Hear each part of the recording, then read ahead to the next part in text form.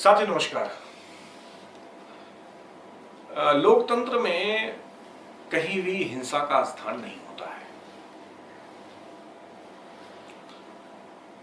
कुछ लोग भगत सिंह के या चंद्रशेखर के, सुभाष सिंह के जो अनुयायी होते हैं या उनको अपना मार्गदर्शक मानते हैं, वो हिंसा का समर्थन करते हैं, जबकि उन्होंने गुलामी के समय में जो कुछ भी किया था गुलामी के समय में किया था। स्वशासन में कुछ किया नहीं था, स्वशासन था ही नहीं। भारतीय समाज में स्वतंत्रता संग्राम के दौरान हिंसा और हिंसा के रास्तों पर अनेक विचारधाराओं का उदय हुआ। एक और महात्मा गांधी जैसा नेता था जो पूर्णतः अहिंसक मार्ग को आदर्श मानते थे, तो वहीं दूसरी ओर सुभाष चंद्र बोस और भगत सिंह जैसे क्रांतिकारियों ने ब्रिटिश गुलामी के विरुद्ध सशक्त संघर्ष को आवश्यक और नैतिक माना। किंतु यह दोनों ही दृष्टिकोण उस समय के राजनीतिक संदर्भ और गुलामी की परिस्थितियों में उचित ठहराए जा सकते थे, परंतु आज भारत एक स्वतंत्र लोकतांत्रिक गणराज्य है और लोकतंत्र में हिंसा का स्थान नहीं होना चाहिए।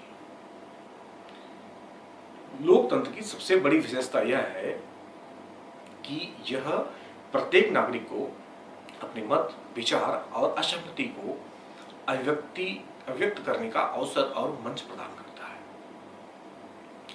जबकि गुलामी में ऐसा नहीं होता है। जब संवाद, मतदान और विरोध प्रदर्शन के शांतिपूर्ण साधन मौजूद हों, तब हिंसा का सहारा लेना न केवल अनैतिक है, बल्कि यह लोकतंत्र की मूल आत्मा के विरुद्ध भी है। कोई भी व्यक्ति, चाहे वह किसी भी विचारधारा से जुड़ा हो, लोकतांत्रिक व्यवस्था में हिंसा का समर्थन नहीं कर सकता।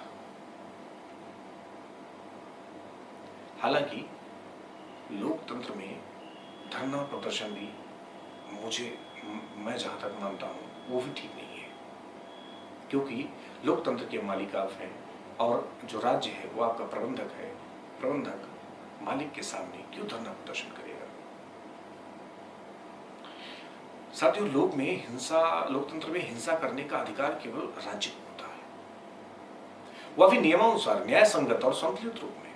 राज्य का उत्तरदायित्व है कि वह कानून और व्यवस्था बनाए रखे और यदि आवश्यक हो तो नियंत्रित और संतुलित बल प्रयोग करे।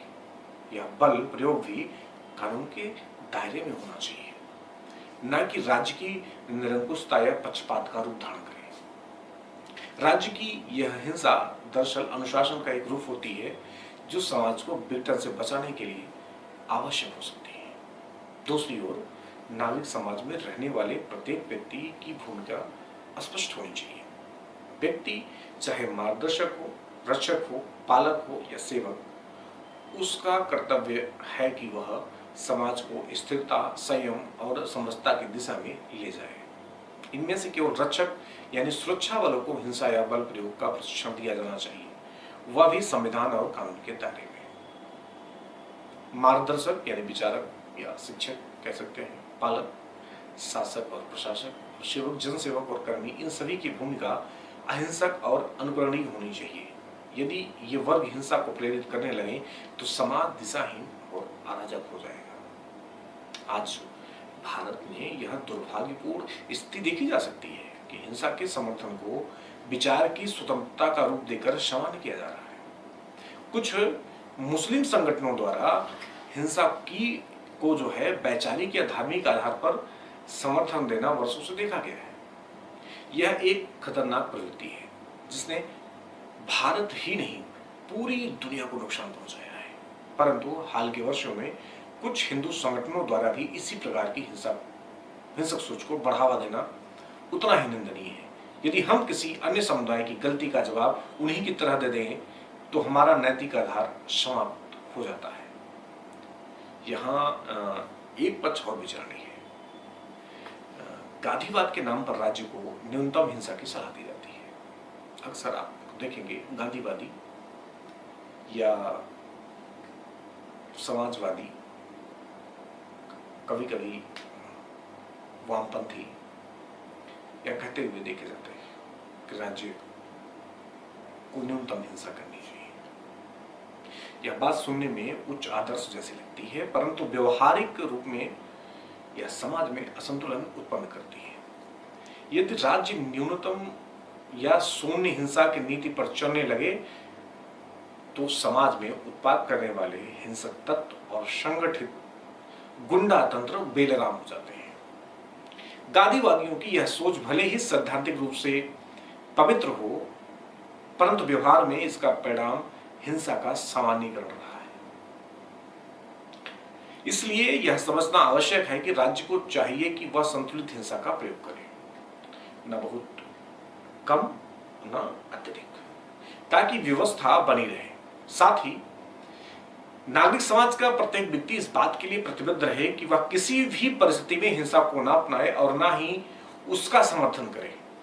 लोकतंत्र का मूल मंत्र ही यह है कि असहमति को हिंसा में नहीं, संवाद और सहमति में बदला जाए।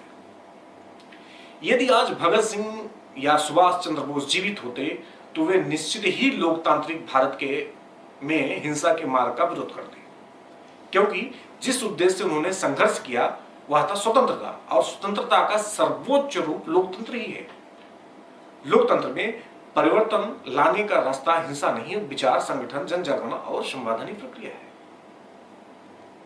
अंततः साथियों, हम यह कहेंगे कि यह निष्कर्ष निकाला जा सकता है कि राज्य को न्याय संगत और संतुलित हिंसा के अधिकार के साथ समाज को पूर्णतः अहिंसक भूमिका में रहना चाहिए।